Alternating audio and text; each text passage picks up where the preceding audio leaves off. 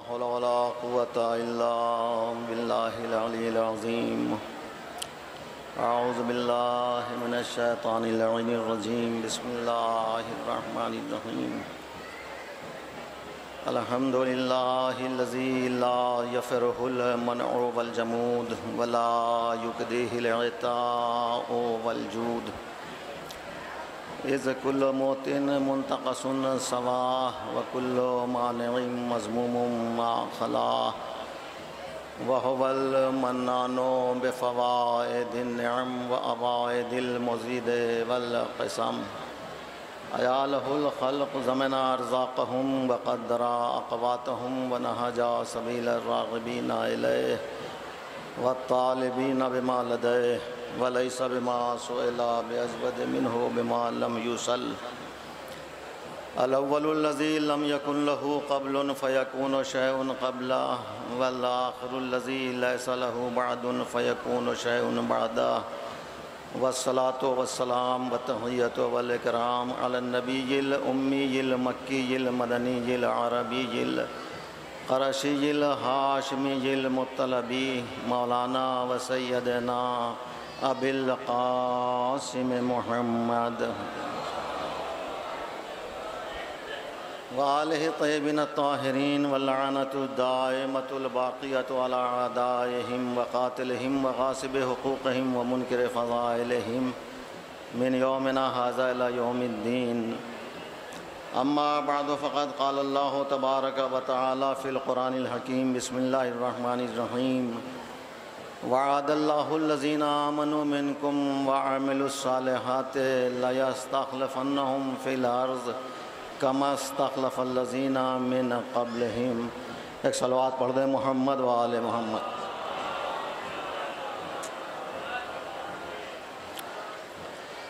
आप हज़रात के दरमियान ये जो कुरानी आयत की तिलावत की गई है, महदूद वक्त के अंदर इस पर रोशनी डालते हुए इंशाअल्लाह आपकी ज़हमत को ख़त्म कर दिया।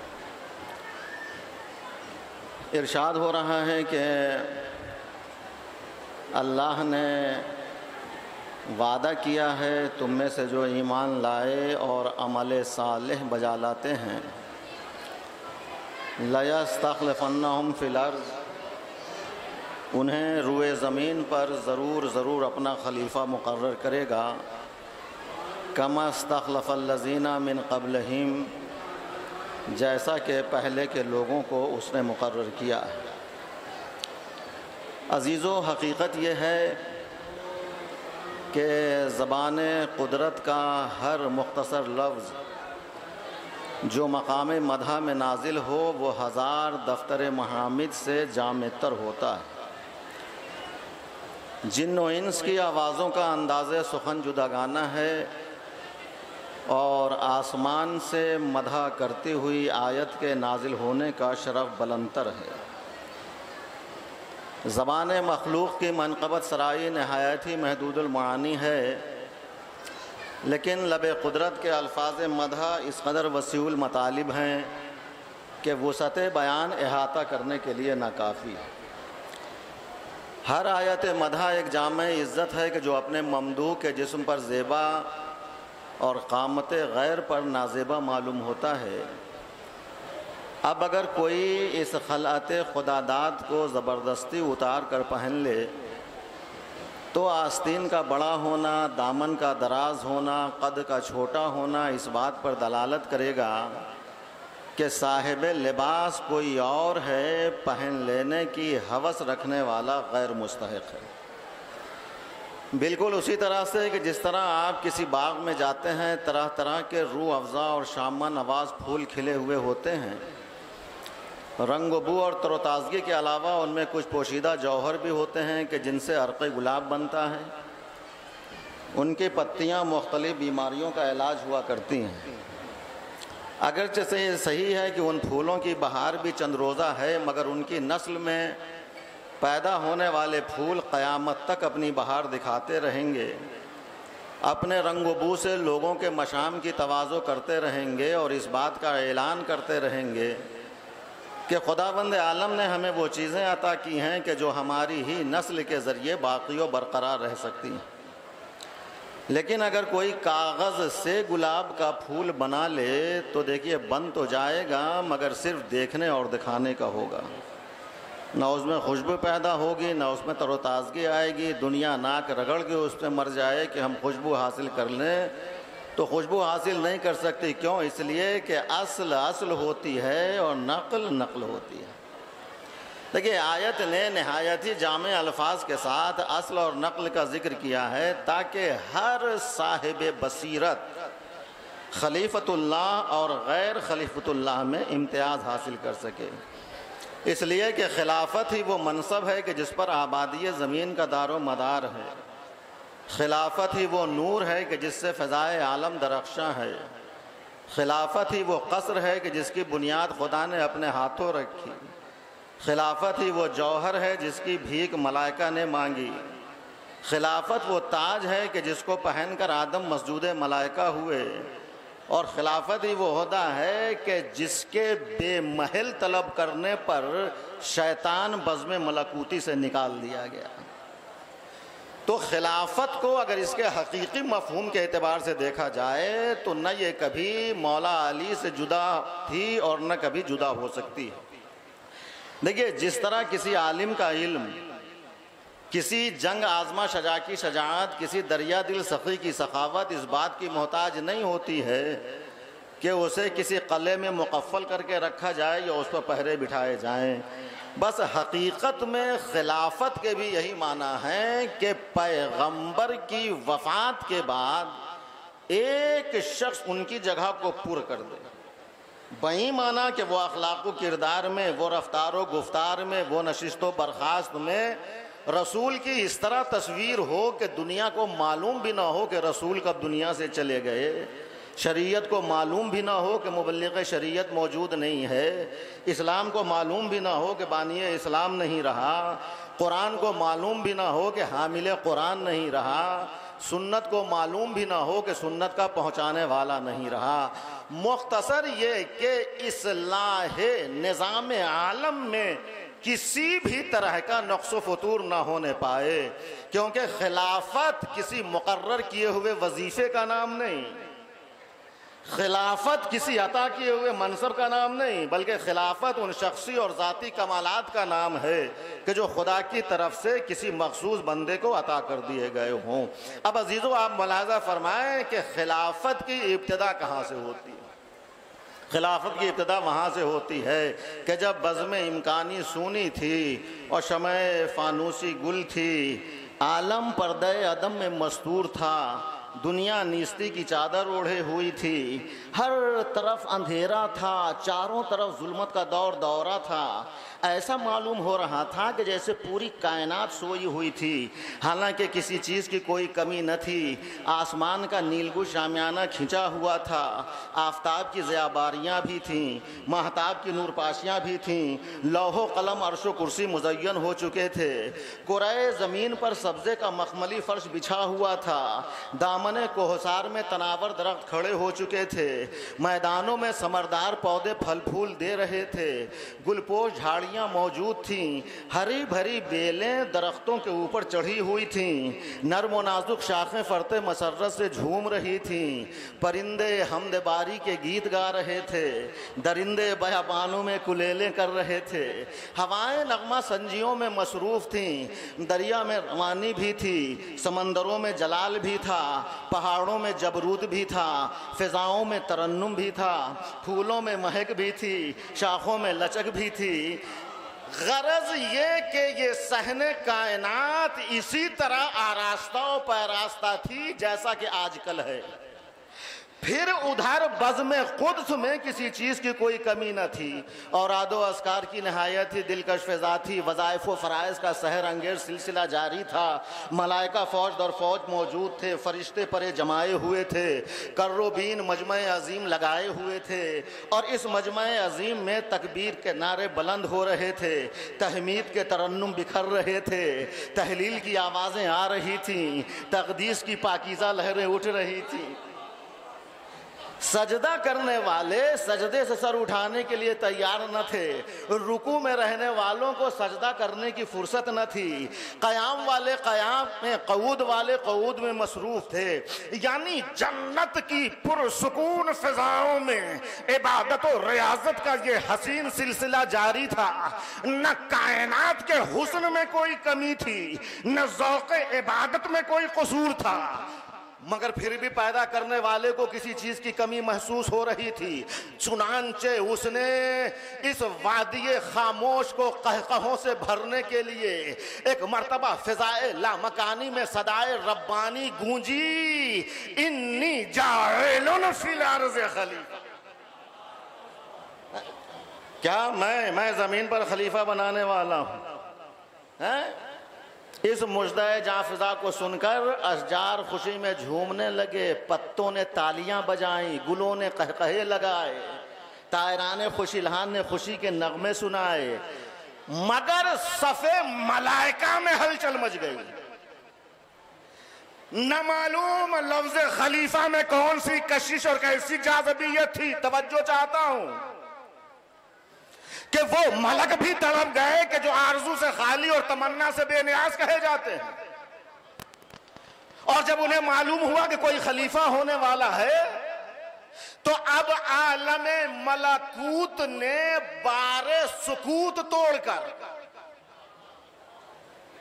बारे सुकूत तोड़ लहजा इस्तेजाम में कुदरत से पूछने की जसारत की परवरदिगार ये किया नहनो नुसब्बिहु बिहम्दिका व नुक़द्दिसु लका।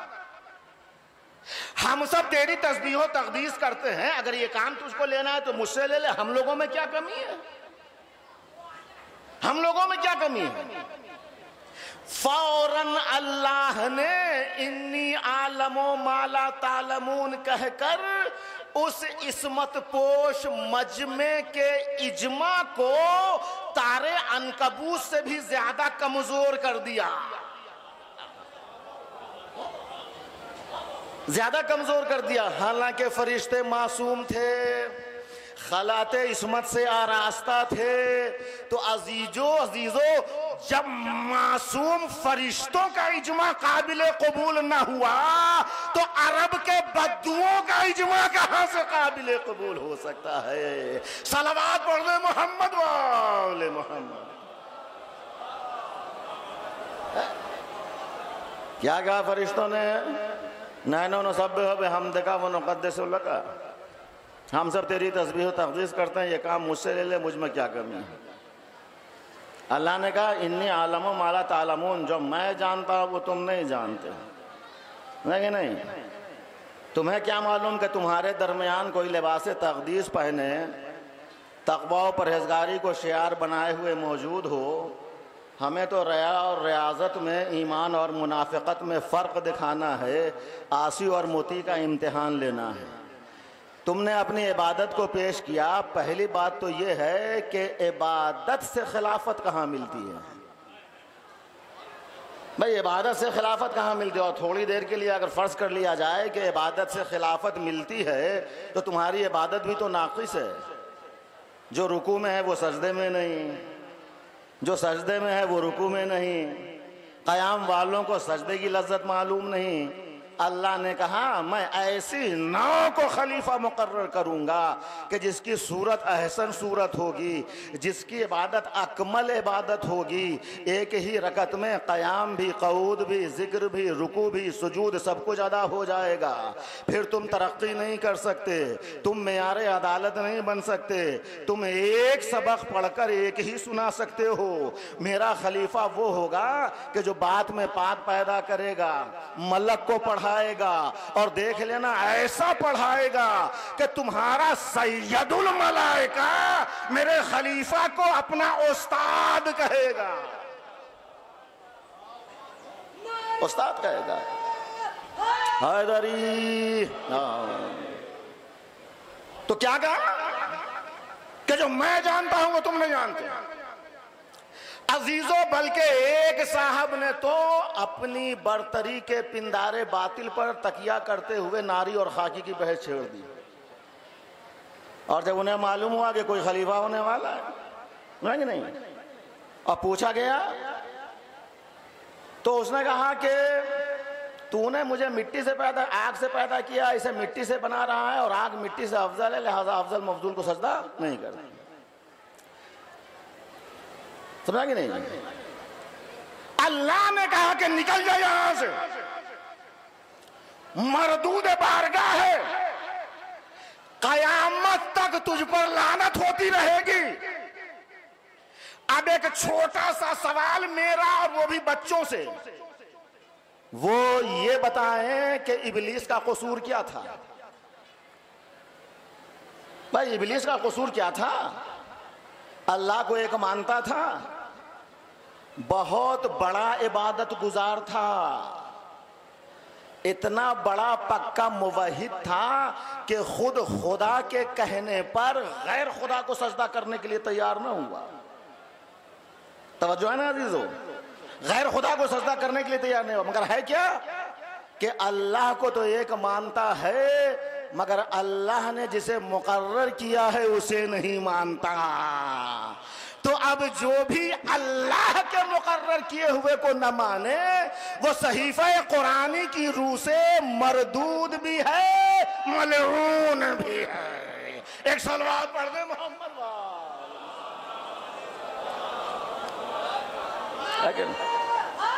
हैदरी। नहीं, अल्लाह ने कहा कि देखो ये ऐसी चीज़ है कि जिसके इंतखाब का हक सिर्फ मुझे है, दूसरे को नहीं है कि नहीं? जिस तरह अगर 10,000 मरीज़ ये चाहें कि हम किसी राहगीर को डॉक्टर बना दें तो वो डॉक्टर नहीं बना सकते, नहीं कि नहीं? 10,000 स्टूडेंट अगर ये चाहें कि हम किसी राहगीर को किसी कॉलेज का लेक्चरर या प्रोफेसर मुकर्रर कर दे, नहीं मुकर्रर कर सकते। तो फिर जाहिलियत और नाफियत की मारी हुई मखलूक में ये ताकत कहाँ कि वो अपना रहबर, अपना जानशीन खुद मुकर्रर करे।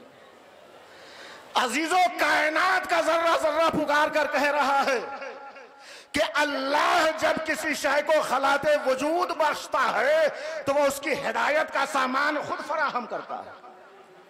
चुनांचे आपने देखा होगा कि जाड़े और गर्मियों के ज़माने में जब मुर्गाबियाँ एक शहर से दूसरे शहर की तरफ कूच करती हैं और रास्ते में अगर उनका कायद क़ज़ाए इलाही का शिकार हो जाता है तो दूसरा उसकी नस्ल से बढ़कर उसी जगह को ले लेता है और फिर वो कारवां अपनी मंजिल की तरफ उसी तरह रवा दवा हो जाता है। तो जब इन बेशऊर तबकात के अंदर फितरी तौर पर यह जज्बा पाया जाता है तो अब दुनिया ये कहती है कि नहीं साहब, पैगंबर ने अपने बाद किसी का इंतखाब नहीं किया, वो अवाम उम्मत पर छोड़कर चले गए कि उम्मत जिसे चाहे मुंतखब कर ले। नहीं कि नहीं? ये कितना बड़ा इल्ज़ाम है सरकार रिसालत पर।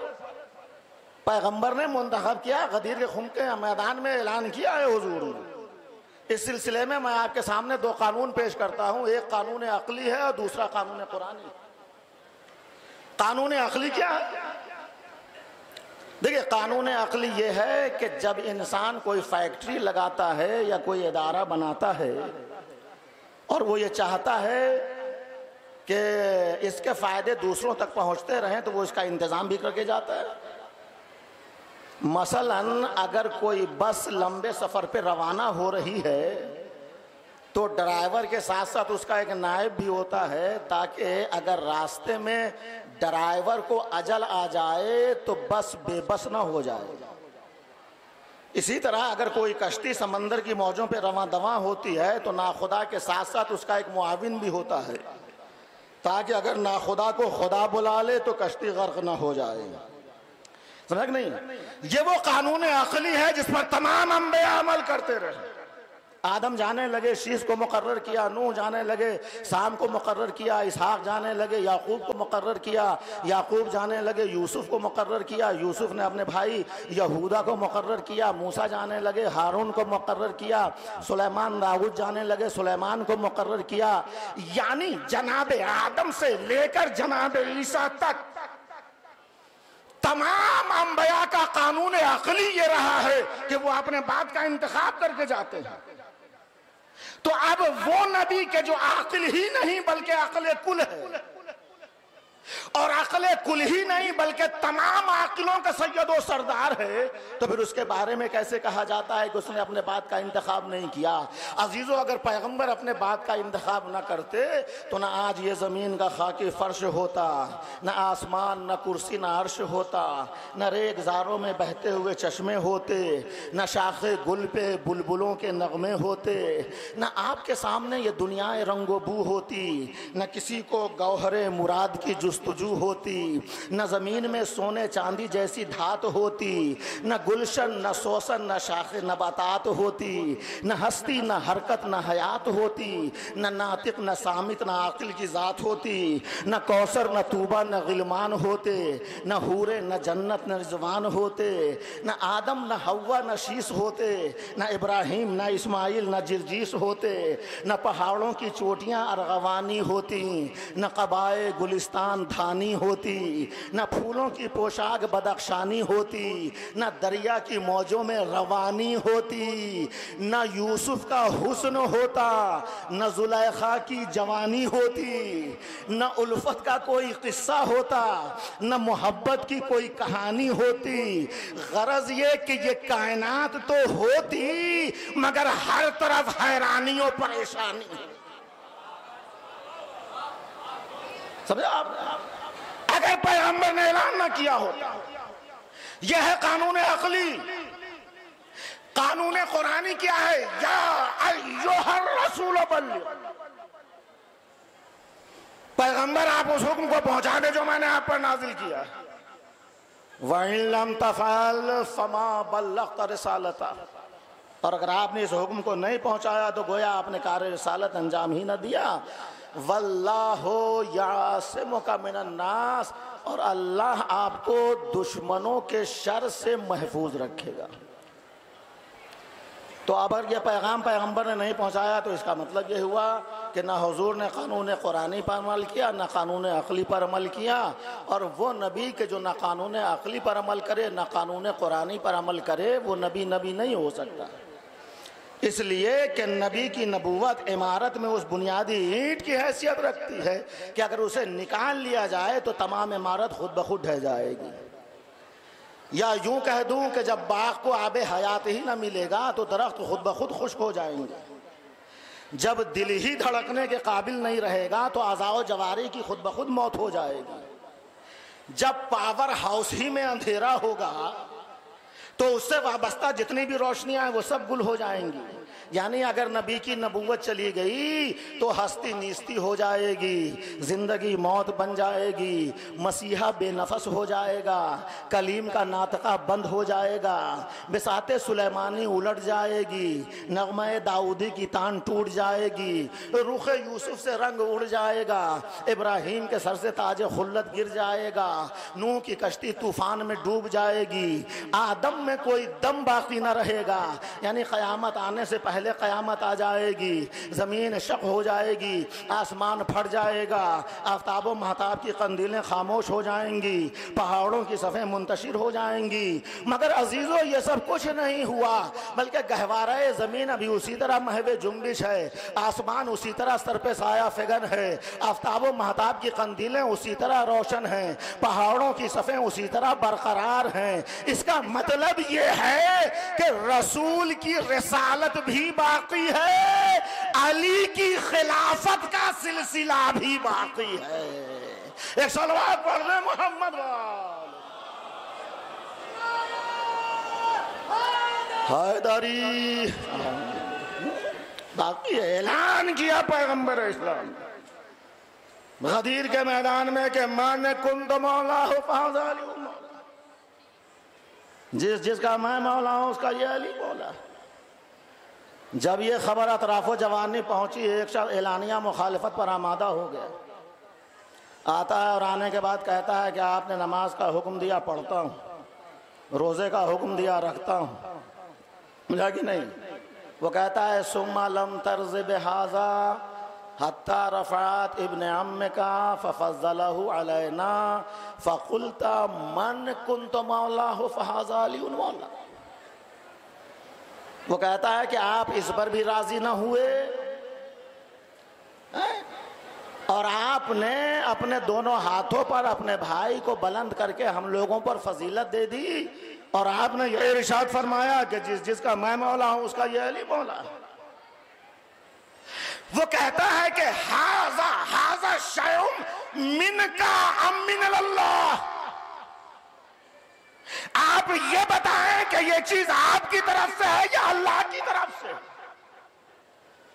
अल्लाह की तरफ से। बस ये सुनना था, पैगंबर के चेहरे का रंग मुतगय्यर हो गया। हारिस पर हिकारत आमेज निगाह डालते हुए हुजूर दोजानू बैठे, और बैठने के बाद फरमाते हैं कि मैंने जो कुछ भी अली के मुतालिक कहा है वो हुक्म खुदा के मुताबिक का हुक्म खुदा था, मैंने उस पर अमल किया, मैंने उसको कहा। वो ये कहता हुआ अपनी सवारी तक चला कि मोहम्मद जो कह रहे हैं अगर वो सही है, फ़अमतिर अलैना हिजारतम मिनस समाए, तो हम पर आसमान से पत्थर नाजिल हो और हम हलाक हो जाए। तवज्जो रखिएगा अजीजों, हम हलाक हो जाएं। तारीख कहती है वो दुश्मन मौलाए कायनात अभी अपनी सवारी तक भी ना पहुंचा था, आसमान से पत्थर नाजिल हुआ और वो हलाक हो गया। अजीजों, कम से कम इस वाकये से इतना नतीजा तो निकलता है कि अली दुनिया वालों का बनाया हुआ नहीं, अली अल्लाह का बनाया हुआ। अल्लाह का हैदरी, अल्लाहुम्मा सल्ली अला, अल्लाह का मुंतखब करता है, अल्लाह का बनाया हुआ है। अजीजों, अब देखिए कि इंसान हलाल को हराम किस तरह बनाता है, हलाल को हराम किस तरह बनाता है। ये बात अपने जहनों में महफूज रखें कि अली दुनिया वालों का बनाया हुआ नहीं, अली अल्लाह का बनाया हुआ है। इंसान हलाल को हराम किस तरह बनाता है। अब तो बहुत सी चीजें ऐसी हैं कि जो उर्दू में नाजायज हैं वो अंग्रेजी में जायज होती चली जा रही हैं। जी, अंग्रेजी में जायज होती चली जा रही है। लोग बैंक में पैसा रखते हैं और सूद खाते हैं, सूद। मौलाना ये आप क्या कह रहे हैं? सूद ना कहिए, इंटरेस्ट कहिए, इंटरेस्ट। समझ रहे हैं? इंटरेस्ट कहिए। इसी तरह बहुत सारी चीज़, जैसे शराब है, अब शराब नहीं, शराब का नाम है टॉनिक, और जुए का नाम है दिमागी वर्जिश, रिश्वत का नाम है ऊपर की आमदनी, बेहयाइयों बेगैरती का नाम है फैशन।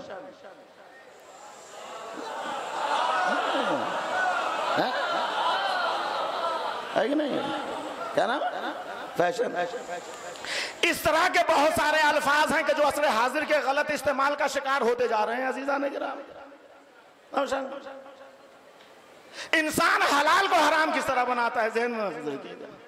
आपने अंगूर देखा होगा, अंगूर क्या कहना, अंगूर का बड़ा ही दीदा ज़ेब होता है, खुश जायका होता है, बेहतरीन होता है अंगूर। अंगूर अंगूर को तोड़ा, हाथ से निचोड़ा, आग पे रखा, जोश दिलाया, और जब मतलब का हुआ तब चढ़ाया। देखिएगा, तवज्जो रखिएगा, जब मतलब का हुआ तब चढ़ाया। अल्लाह रे इंसान तेरी दस्त दराजियां, बागबाने अज़ल ने तेरी ज़ियाफत के लिए, तेरी मेहमान नवाजी के लिए अपने चमन के अंदर अंगूर की बेलें पैदा कर दी,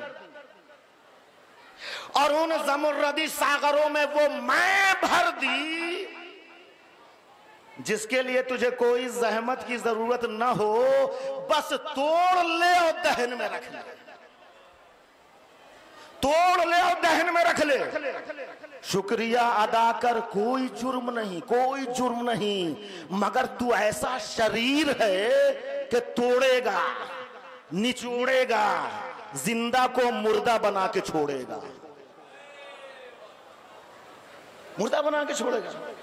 अच्छा, निचोड़ लिया है ना, निचोड़ लिया है तो निचोड़ के पी ले, निचोड़ लिया तो निचोड़ के पी ले, नहीं इसे आग पे रखेगा। अब ये बेचारा कुछ कह भी नहीं सकता। चमन में कैसी हवाएं खा रहा था, कैसा सरसब्जो शादाब था, कैसा दरख्तों के सर चढ़ रहा था, कैसा परिंदों के नगमे सुन रहा था, आती हुई सबा देखता था, जाती हुई नसीम देखता था। मगर तूने इस आजाद को इतना मुक़य्यद बना दिया, पूरी तवज्जो अजीजों, कि इसका खूने जिगर निकाल कर इसे आग पे चढ़ा दिया। अब ये जोश खा रहा है और हो रहा है नजिस। और यही नहीं नजिस, जिस ज़र्फ में है वो ज़र्फ नजिस, हाथ लगा हाथ नजिस, कपड़ा मसुआ कपड़ा नजिस, यानी घर भर नजिस। क्या कहना तेरी कुदरत का पालने वाले, जब नजासत दौड़ती है तो घर का घर नजिस हो जाता है, और जब तहारत दौड़ती है तो नस्ल की नस्ल पाक हो जाती है। नस्ल की नस्ल पाक होती है। अब ये तैयार हो गया, और तैयार होने के बाद बेहतरीन बोतलों के अंदर पैक करके और सामने रख दिया गया, सामने रख दिया गया। ललचाई हुई निगाहों से देख रहा हूं, माबूद इजाजत है थोड़ी सी पी लूं, माबूद इजाजत है थोड़ी सी पी लूं, मैकदा है, अहबाब की सोहबत है, बिल्लोरी सागर है, थोड़ी सी पी लूं। कहा खबरदार मत पीना, कितने दिन की जिंदगी है, आओ हम तुम्हें पिलाते हैं, आओ हम तुम्हें पिलाते हैं। एक जाम नहीं, एक बोतल नहीं, एक घड़ा नहीं, पूरी नहर जारी कर दी है। देखें कितना पीते हो, देखें कितना पीते हो, पूरी नहर जारी, कितना पीते हो। माबूद माबूद दिल तो ठहरा, मगर जहन में एक बात आ गई कि जब चीज यही है तो यही पी लेते। तवज्जो अजीजों, जब चीज यही है तो यही पी लेते। कहा नहीं, फर्क है, फर्क है। यहां वो पिएगा जिसे तुमने बनाया है, वहां वो पिएगा जिसे मैंने बनाया है। तुम्हारा बनाया नजिस, मेरा बनाया पाक। गौर नहीं फरमाया, जिसे दुनिया वाले बनाए वो नजिस होता है, जिसे अल्लाह बनाए वो मिसदाक़ आयत ततहीर होता है। सलावत पढ़ दे मोहम्मद वाले।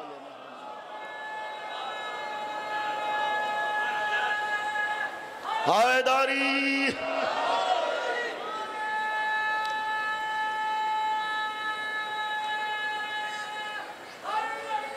याली अल्लाहुम्मा सल्ली अला मुहम्मद वाले। अल्लाह का मुंतखब करदा, अल्लाह का बनाया हुआ है। मगर अजीज़ों, जिस वक्त दीन इलाही की अली की सख्त ज़रूरत थी, उस वक्त ऊँट के चरवाहों ने अपने हाथ में नकेल के बजाय इस्लाम की बागडोर ले ली, और फिर ये गधे खच्चर पर सवार होने वाले सवारे दोषे रसूल के मुकाबले में आ गए।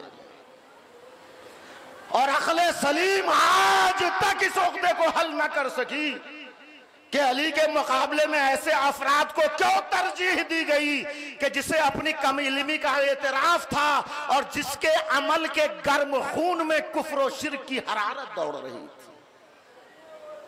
हरारत दौड़ रही थी। नतीजा ये हुआ कि खिलाफत अभी घुटनियों भी न चलने पाई थी, बनी हाशिम के इक़्तिदार की जड़ को दीमक लगनी शुरू हो गई। नहीं, वो मुक़द्दस मकामात के जहां पर पेशानियां झुकती थी, उन्होंने अरबाब सियासत ने उसे इक़्तिदार के सांचे में ढालना चाहा। नहीं,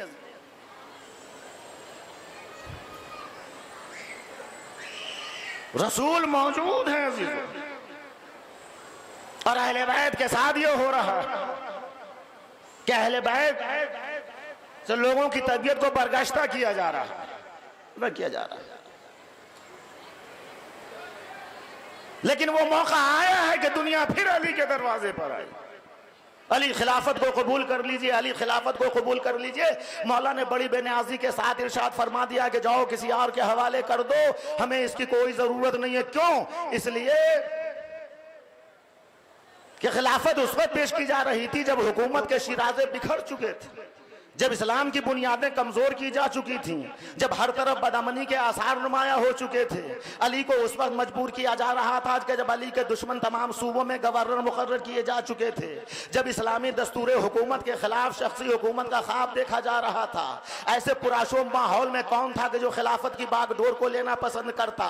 मगर मौलाए कायनात को यह बात भी हरगिज गवारा न थी कि मुसलमानों को यूं ही तबाह बर्बाद होते हुए देखें। इस्लामी ममालिक कुरैश के छोकरों की जायदाद हो जाए और उनको कोई रोक टोक करने वाला न हो। इसलिए कि अली जैसा कुव्वत कल्बो जिगर वाला इंसान, जिसकी हुकूमत और हिदायत की दास्तान बहादुरों की फहरिस्त में सरे फहरिस्त है, कैसे मुमकिन था कि अली इस कड़ी आजमाइश के वक्त घर में बैठे रहते और मुसलमानों को बनी उमैया के खूंखार भेड़ियों के चंगुल में अकेला छोड़ देते। चुनांचे मौला अली ने खिलाफत का कांटो भरा ताज अपने सर पे रखा और मुसलमानों की डूबती हुई कश्ती को गिरदाब मुसीबत से निकाल में मसरूफ हो गए। अजीजों, आप देखें कि किसी भी हाकिम का बहैसियत हाकिम सबसे पहला फरीजा यह है कि वो इंसानों की फलाह बहबूद को पेश नजर रखे। मौला अली ने जिस वक्त तख्त खिलाफत पर कदम रखा वो आजकल का जमाना नहीं था। आज तो वसाइल की फरावानियां हैं। खेतियां करने के लिए, ज़राअत करने के लिए, मैस प्रोडक्शन के लिए, कसीर पैदावार के लिए एक से एक मशीनें ईजाद हो चुकी हैं। ये ज़माना एज ऑफ मॉडर्न इंडस्ट्री है, ये ज़माना एज ऑफ कम्युनिकेशन है, यानी दौरे मवासिलात है। ये समझ नहीं? वो ज़माना आज से 1400 साल पीछे का ज़माना था, मगर बावजूद किल्लत वसाइल के अली ने मिंबर कूफा पे जाकर ऐसे मजमे से कि जिसमें आपके मुखालिफ सब मौजूद थे, इंतहाई जिम्मेदाराना तौर पर अपनी दौरे हुकूमत की कामयाबी का अली यूं ऐलान कर रहे हैं कि आज मेरी हुकूमत में कोई ऐसा नहीं है कि जिसके जिस्म पर लिबास न हो, खाने को रोटी न हो और जो साए में ना बैठा हुआ, साए में ना बैठा हुआ। सलवात पढ़ दे मोहम्मद वाले मोहम्मद।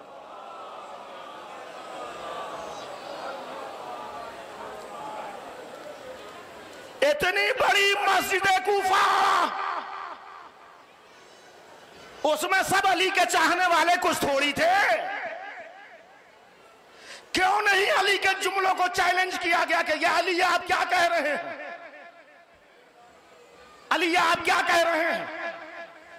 ये कैसे चैलेंज करते? इसलिए कि वो जानते थे कि ये वो हुकूमत है कि जिसमें अदना से अदना इंसान को भी जौ खाने की जरूरत नहीं है, बल्कि उसे भी गेहूं की रोटी मयस्सर है।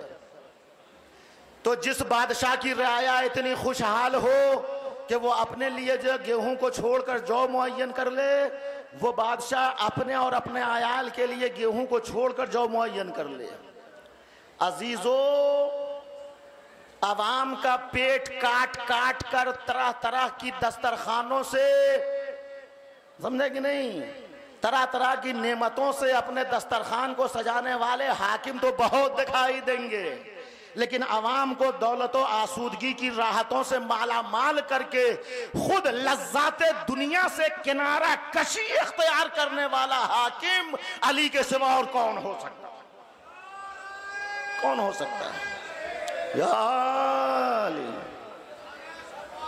अल्लाहुम्मा सल्ली अला मुहम्मद।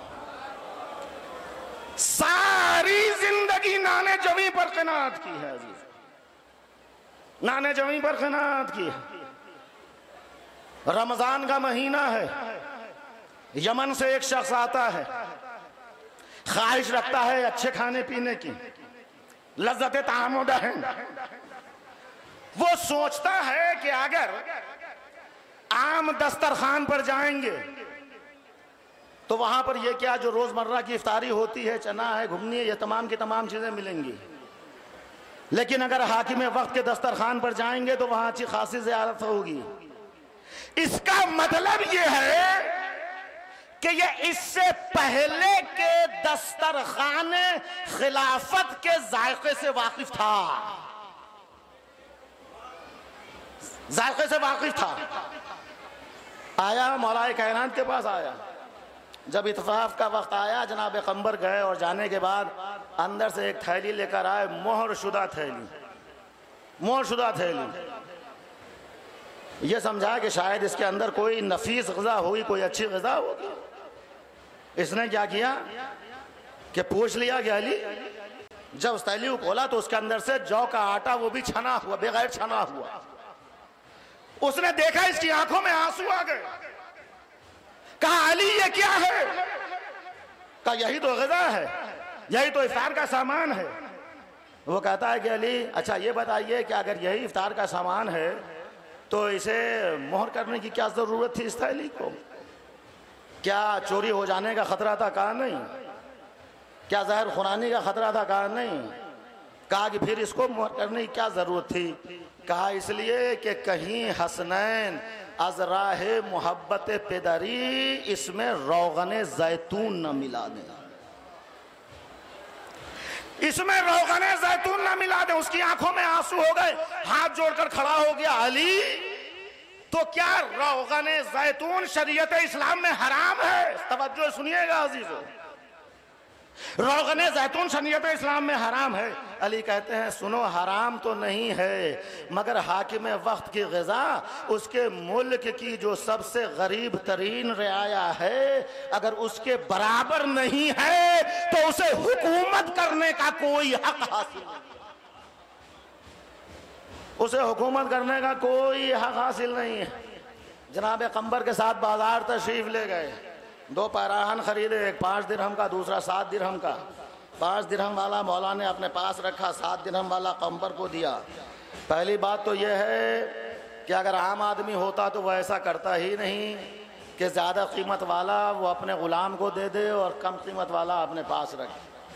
और अगर होता भी ना तो एक लंबी चौड़ी तकरीर के साथ अपने मकसद का फरेरा हवा में उड़ाने लगता। देखा तुमने, हमने ग़ुलाम को मैंने कैसा दिया, अपने पास कैसा रखा। अली चाहते तो ये जवाब दे सकते थे, मगर क्यों नहीं जवाब दिया कि कहीं ऐसा न हो कि कंबर में एहसास ग़ुलामी पैदा हो जाए, एहसास गुलामी। लिहाजा ऐसा जवाब दिया जैसा घर के बच्चों को दिया जाता है। मौला फरमाता है कि कंबर तुम नौजवान हो, ये लिबास तुम्हारे जिस्म पर अच्छा लगेगा, हमें क्या, हम तो इसे पहन लेंगे। तो अजीज़ो जोश जुरत व हिम्मत के लिहाज से पूरे अरब में अपना जवाब ना रखता था। उसके इशारों करम की ये कैफियत थी कि एक दिन खुदा का शेर तलाशे माश के लिए घर से बाहर निकला, चारों तरफ निगाह दौड़ाई, कोई जरिया माश नजर ना आया। सूरज की रोशनी झिलमिलाने लगी। नमाज मगरिब से होकर जब शाम की तारीकी पर्दे दुनिया पे छा रही थी, एक ताजिर अपना सामान लेकर आया और जिन हाथों ने खैबर का दरवाजा चश्म ज़दन में उखाड़ कर फेंक दिया था, जिन हाथों को बोसा देना कायनात फलकी फक्र समझती थी, वो हाथ भारी भारी सामान ढोने में मसरूफ हो गया। दुनिया की निगाहें इससे ज्यादा तीरों तार समा मुश्किल देखेंगी कि अली इब्ने अबी तालिब, फातह खंदक व खैबर, दामाद पैगंबर, फातिमा का शौहर, अपने उन कांधों पर के जो हसनैन का झूला है, भारी भारी सामान ढो रहा है। अरब की गलियां उनके मुकद्दस कदमों को बोसे दे रही है। रियाजत मौला के गर्दालूद चेहरे की बलाएं ले रही है कि इतने में सामने से एक बुढ़िया लकड़ी टेकती हुई आई और आकर कहती है, अली मैं और मेरा शौहर हम दोनों भूखे हैं, हम दोनों भूखे हैं। मुकाबला बराबर का था, मगर जो कुछ अली के पास था वो सब आपने उसको दे दिया। दुनिया ऐसे बादशाह की मिसाल पेश करने से कासिर है कि जिसे रियाया का इस कदर दर्द हो और अपने फराइज का इस कदर एहसास रहे। अजीजों, दिन भर यहूदियों के बागात अली के खून को पसीना बनाकर बहाएं और रात में अली मिस्कीनों यतीम तक रोटियां पहुंचाएं। खुदा की कसम, इस्लाम के इस मजदूर बादशाह ने यहूदियों के बागात में जाकर सिंचाई नहीं की है, बल्कि अपने अमल से आराम पसंद तबीयतों को दर्स दिया है। दर्ज दिया है कि देखो मर्द वही है जिसके खुरदुरे हाथों उसकी घर की अफसुर्दगी के खत्म कर दे। मर्द वही है जिसके बाजुओं का पसीना उसके घर के इफलास में वो चराग रोशन करे कि जिसकी रोशनी में हर यतीम सोना पसंद करे। मर्द वही है जो अपने अहलो अयाल के लिए रिज़्क़ हलाल तलाश करे, इसलिए कि हलाल रोटी वो है जो कौमों को मर्द बना देती है, मर्द बना देती है। मौला फरमाते हैं खाओ ताकि हाकिमाना खून पैदा हो, मत खाओ कहीं गुलामाना ज़हनियत ना पैदा हो जाए, ज़हनियत ना पैदा हो जाए। तो अली ने उस कौम को पैदा किया था कि राहत तो राहत अगर जिंदगी को इबादत के गोशों में भी सर्व करना चाहा है तो मौला की पेशानियां इस्मत पर नफरत के नुकूश उभराए।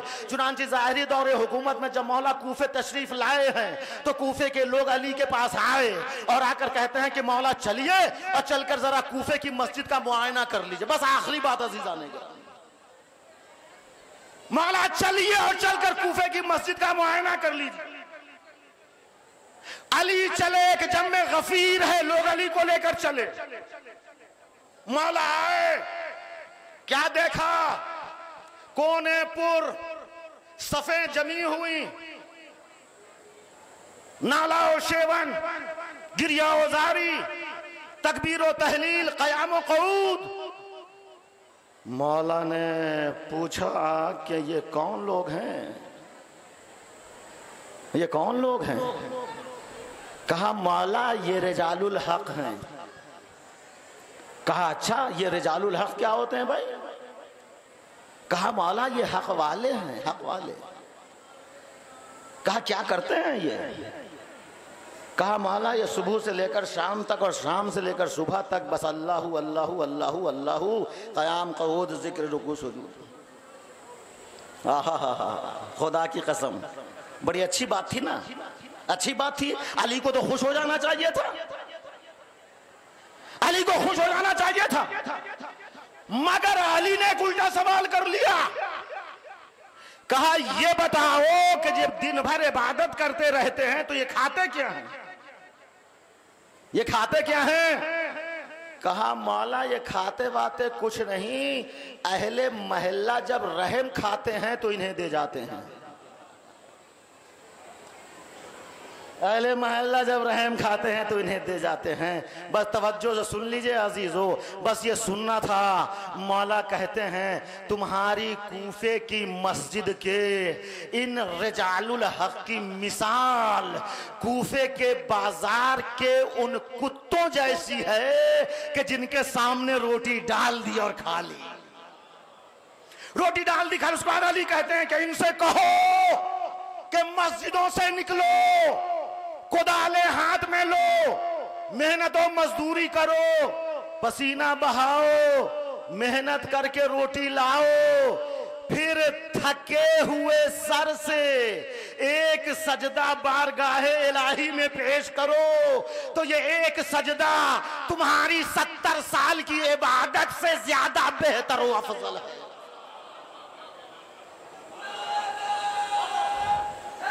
हैदरी बेहतर अफजल।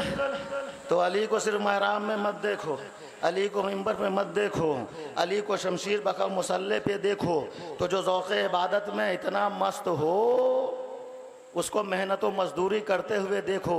यहूदी के बाग में मेहनत, दुश्मन के बाग में मेहनत कशी। या अली का आपको दुश्मन के बाग के अलावा कहीं और जॉब नहीं मिला? बड़ी इज्जत की बात होती इस कौम के लिए, आप कहीं और काम तलाश करते। अजीजों क्या सबब है कि अली को जब देखो यहूदी के बाग में, जब देखो यहूदी के बाग में, या अली ये आप और यहूदी के बाग में क्यों? कहा मुझसे क्यों पूछते हो, खुद यहूदी से पूछ लो कि अली जैसा तुम्हारे दीन का दुश्मन तुम्हारे बाग में क्यों, तुम्हारे बाग में क्यों? यह है यहूदी, दुश्मन है इस्लाम। इसका अम्र मारा गया इसी उलिल अम्र के हाथों। खैबर टूटा, फातह खैबर कोई हाथ हो, अंतर के सरोतन में अंतर हुआ, इसी के हाथ हो। तो जो तुम्हारे दीन का ऐसा खुला हुआ दुश्मन हो, तुम उसे काम क्यों देते हो?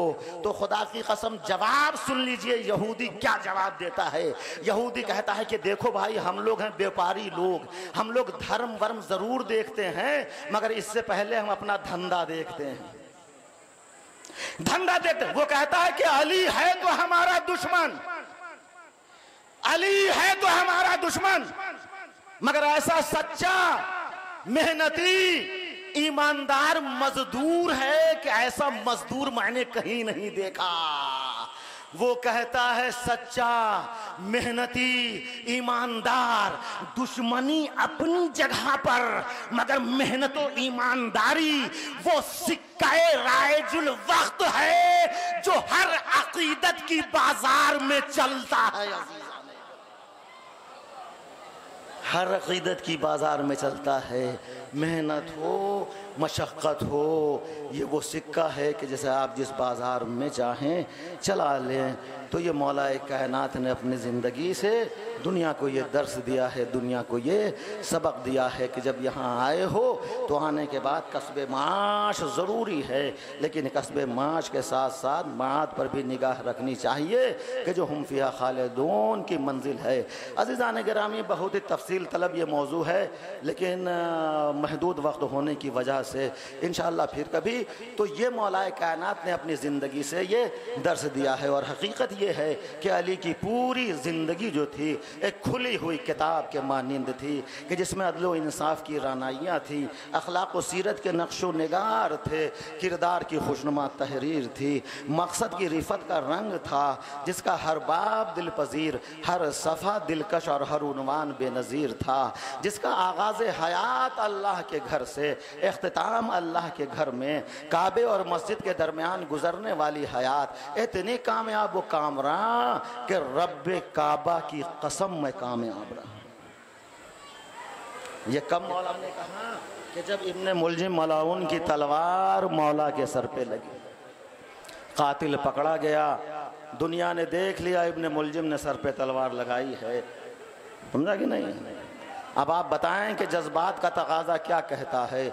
जज्बात का तकाजा ये है कि दुश्मन के साथ सख्त से सख्त सलूक किया जाए, मगर नहीं, जब इब्ने मुलजिम गिरफ्तार होकर आया है तो मेरा प्यासा इमाम जख्मी इमाम, जख्मी इमाम, मौला इब्ने मुलजिम की प्यास को महसूस फरमाकर अपनी प्यास भूल जाते हैं। कहते हैं बेटा हसन, इब्ने मुलजिम प्यासा है, पहले इसे शरबत पिलाओ, इसे शरबत पिलाओ। ये है कमाल अबदियत की मंजिल, जहां पहुंचकर जज्बात खत्म हो जाते हैं और सिर्फ खुदा की खुशनुदी पेश नजर रहती है। भाई यही सीरत हुसैन में नजर आई कि जब हुर ने आकर कहा कि आका प्यास से लश्कर जां बलब है, जज्बात का तकाजा है पानी न दिया जाए, दुश्मन है गिरफ्तारी का पैगाम लेकर आया है, मगर नहीं, कमाल अबदियत ने आवाज़ दी, भैया अब्बास पानी पिला दिया जाए, पानी पिला दिया जाए। इसी अज़्म इरादे के साथ हुसैन ने नाना के मदीने को अलविदा कहा। हुसैन 2 मुहर्रम को वारिद करबला हुए, 7वीं मुहर्रम से पानी बंद कर दिया गया, और उसके बाद आशूर के दिन 10वीं का सूरज गुरूब हो गया। शाम की आंधियाँ चराग़े हरम बुझा चुकी, ज़ाहिरी निगाहों ने यजीद के मयालूद लबों पर फातिहाना मुस्कुराहट देख ली। एक सुनसानो वीरान जंगल में खुदा की बोलती हुई किताब के औराक को मुंतशिर करके अब ये समझ लिया गया कि ज़माना इस याद को अपने जहनों से मिटा देगा, मगर नहीं, अली अकबर का शेराना दिल, अब्बास की पुरसुकून वफ़ाएँ, कासिम के तेवर, औनो मोहम्मद का जज्बा ईसार, अली असगर की मासूम मुस्कुराहट नूरे खुर्शीद बनकर कुफ्र की तारीकियों को छांट रही थी। हुसैन की शहादत के बाद बनी उमैया ने जो चालें सोची थी, सानिया ज़हरा ने उन सब को अपनी एड़ियों से रगड़ दिया। बेपनाह मसाइब व आलाम के बावजूद उस मजलूमा ने यजीदियत की सितवत व जबरूत के जनाजे में आखिरी कील ठोंक दी। अरबाब अज़ा कम से कम 40,000 फौजों के बलबूते पर एक मासूम खुदा रसीदा का सर कटवा कर नो के नेज़े पर बुलंद करना आसान था, मगर ज़ैनब के सर से चादर छीनना ये दयार बदयार तशहीर कराना। यजीदी सल्तनत पर कहर खुदा की बिजलियां गिरानी थी जो यजीद के लिए बहुत महंगी पड़ी। अब यजीद जो कुछ कर चुका था उसकी हकीकत लोगों पर वाज़े हो चुकी थी। यजीद की तरफ से नफ़रत व हक़ारत के उठते हुए सैलाब को किसमें ताकत थी जो दबा दे। ज़ोर बहुत लगाया गया, कोशिशें बहुत की गईं कि हुसैन को बागी करार दिया जाए और यजीद के लिए कत्ल हुसैन का जवाज़ पैदा किया जाए, मगर जब राह कूफा व शाम में ज़ैनब उम्मे कुलसूम की तकरीर के फ़िक्रे गूंजे हैं तो पत्थर दिल भी मोम की तरह पिघल गए। अरबाब अज़ा काफ़िला कैदी बनाया, कैद कर दिया गया कैद खाना शाम में। वह आखिरी जुमले हैं, पैगम्बर इस्लाम ज़िंदा हैं। जनाब जाबिर के यहाँ आए, दक्कुल बाब किया, जनाब जाबिर को अपने साथ लेकर मस्जिद में आए और आने के बाद कहते हैं कि जाबिर तुम पहले ज़ायर होगे जो कब्र सैयदुश्शुहदा की ज़ियारत करोगे। जाबिर उस वक्त तुम्हारे आँखों की बीनाई रोशनी ख़त्म हो चुकी होगी, तुम चहलुम के दिन करबला पहुँच जाना, वहाँ एक काफ़िला आएगा, उसमें मेरा नवासा आबिद बीमार होगा, तुम उसकी खिदमत में मेरा सलाम पहुँचा देना। जनाब जाबिर ने ग़ुलाम को लिया, चहलुम के दिन करबला आ गए। नहर फ़रात में जाबिर ने गुस्ल किया, गुस्ल से फ़ारिग़ हुए, ग़ुलाम से कहा ग़ुलाम मुझे कब्र हुसैन पे ले चलो, मुझे कब्र हुसैन पे ले चलो। गुलाम ने हाथ जोड़े, आका हमें नहीं मालूम हुसैन की कब्र कौन सी, हुसैन की कब्र कौन सी। भाई सुनना था। जाबिर कहते हैं गुलाम इसमें परेशान होने की कोई बात नहीं है, मैंने हुसैन को अपनी आगोश में खिलाया है, मैंने हुसैन को अपनी आगोश में खिलाया। ये कहकर एक मर्तबा जनाब जाबिर कहते हैं अस्सलामु अलैका या अबा अब्दुल्लाह। कब्र हुसैन से आवाज आई व अलैका सलाम या जाबिर, जाबिर तुम पर मेरा सलाम। जनाब जाबिर ने अपने को कब्र हुसैन पे गिराया, गिरियाज़ारी में मसरूफ़ से हुए। ग़ुलाम से कहा ग़ुलाम देख जब शाम की जानिब से गर्द नमूदार हो तो तुम मुझे खबर कर देना, खबर कर देना। थोड़ी देर न गुजरी थी, शाम की जानिब से स्याह अमारियाँ आती हुई नजर आईं। गुलाम ने कहा आका शाम की जानिब से अमारियाँ आ रही हैं। भाई ये सुनना था। जाबिर तड़प कर खड़े हो गए, गुलाम मुझे यहाँ से दूर ले चलो, मुझे यहाँ से दूर ले चलो। गुलाम जाबिर को दूर ले जाता है। जाबिर कहते हैं गुलाम मुझे और दूर ले चलो। गुलाम और दूर ले गया। जाबिर कहते हैं गुलाम मुझे और दूर ले चलो। भाई ये सुनना था। गुलाम ने हाथ जोड़े, कहा आका मैं आपको बहुत दूर लेकर आ गया हूँ। भाई ये सुनना था। जाबिर से जाबिर गुलाम से कहते हैं गुलाम तुम्हें नहीं मालूम जब मौला अली के सर पे तलवार लगी, लोग अली को जख्मी हालत में लेकर चले, जब अली बैतुल शरफ के करीब पहुंचे तो आपने हसन से कहा बेटा हसन इन चाहने वालों से कह दो ये अपने अपने घरों को जाएं, इसलिए कि तुम्हारी बहनें हमें इस हाल में देखकर गिरिया करेंगी। ऐसा न हो कि इनके रोने की आवाज इनके कानों तक आ जाए।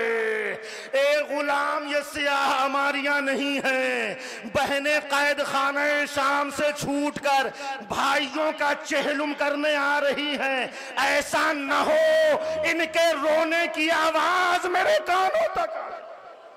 अल्लाह अकबर, अल्लाह अकबर। बस आखिरी जुमले। काफिला आ गया करबला में, ज़ैनब आगे बढ़ी, बेटा सज्जाद मुझे भाई हुसैन की कब्र पे ले चलो। ज़ैनब कब्र हुसैन पे आई और आने के बाद अपने रुखसार को कब्र हुसैन पे रखा और रखने के बाद कहती हैं भैया ज़ैनब आपसे बहुत शर्मिंदा है, भैया ज़ैनब आपसे बहुत शर्मिंदा है। भैया आपकी अमानत सकीना को ज़ैनब न ला सकी, कैद खाने शाम में सकीना की कब्र पर सकीना की कब्र बन गई। अब ज़ैनब उठी और उठने के बाद कहती हैं, बेटा सज्जाद अब मुझे अब्बास की कब्र पे ले चलो।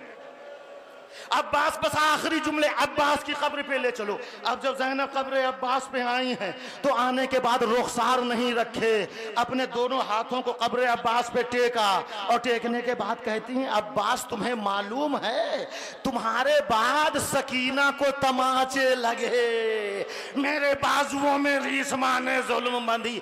भाई ये कहना गजब हो गया, कब्र अब्बास को ज़लज़ला हुआ, ज़ैनब खामोश हो गई। गैरतदार भाई बर्दाश्त न कर सकेगा।